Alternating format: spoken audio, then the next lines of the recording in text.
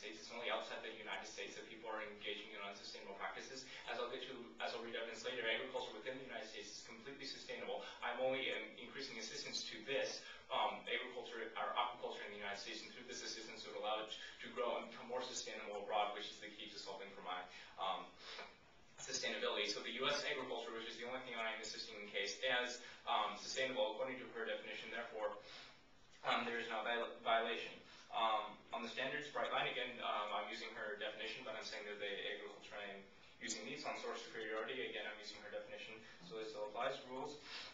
Under reasonability, I have a reasonable interpretation of being topical. I must, therefore, according to the NFLD rules, there's no reason to vote, but also red light, green light. Topicality is an all or nothing issue for the affirmative, so you shouldn't vote negative on topicality unless you're 100% certain I am a topical. On solvency, she says that the mangrove forests are being damaged by aquaculture, but again, this is only in South America. This is not U.S. aquaculture, which is damaging it. Most U.S. aquaculture, which is what we're assisting, takes place offshore. This is from the National Oceanic and Aerospace Administration website. Their page on aquaculture. It's on the listing of things that aquaculture does in the United States to protect the environment. It says in the United States, aquaculture is regulated under stringent federal and state laws that regulate and regulations that protect the environment. Through lessons learned over time and by engaging in aggressive research, aquaculture operators have developed common accepted best management practices to minimizing the environmental impacts. Aquaculture operators are aware that in their financial interest to maintain the healthy environment of the fish and shellfish they're growing. In some cases, like shellfish and seaweed farming, aquaculture contributes to environmental health by sequestering nutrients and cleaning up water. In addition, adhering to strict environmental and food safety laws, aquaculture operators work within state and federal regulators to continually monitor potential impacts. So the aquaculture which I am assisting within the U.S. is sustainable, and it helps the environment through strict environmental regulations.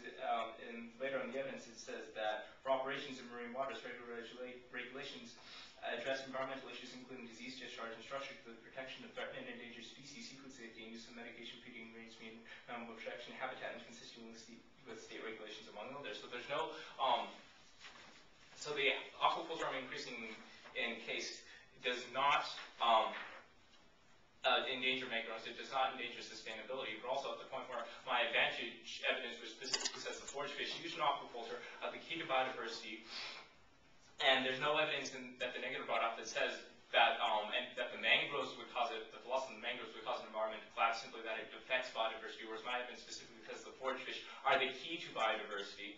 There's reason to prefer my biodiversity situation. So again, this doesn't apply to the aquaculture I'm assisting, but it also doesn't apply to, it's also outweighed by my biodiversity impact. Now on advantage 2, she says that rapid introduction threatens expansion. That my case is not advocating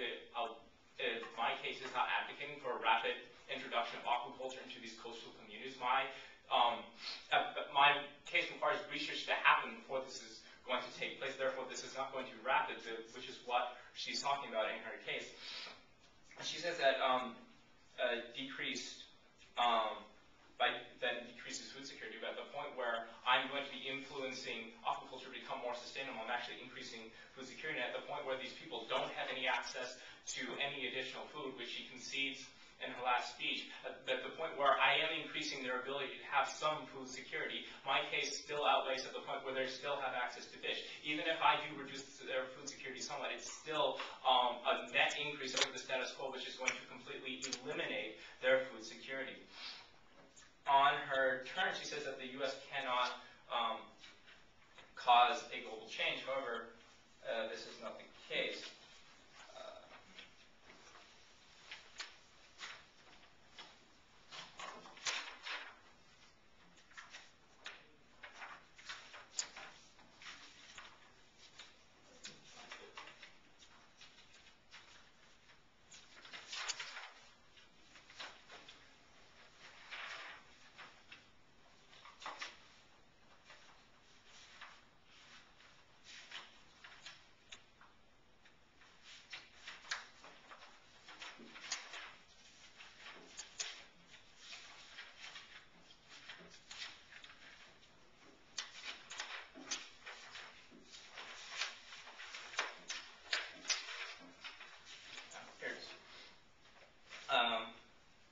continuous policy will prompt a global change. This is from Michael B. Rust, who is the Aquaculture Research Program Manager in the NOACA Alternative Feed Initiative, which says that North America is the world's largest and most advanced producer and formulation of animal diets. As a world leader in this area of development and approaches to fish feed that happen in the United States will help drive changes worldwide. It's important to note that even though the U.S. is a relatively small aquaculture sector, developments in the aquaculture feed and advances in technology and ingredients will have worldwide importance and impact. So this is going to spread to the rest of the world.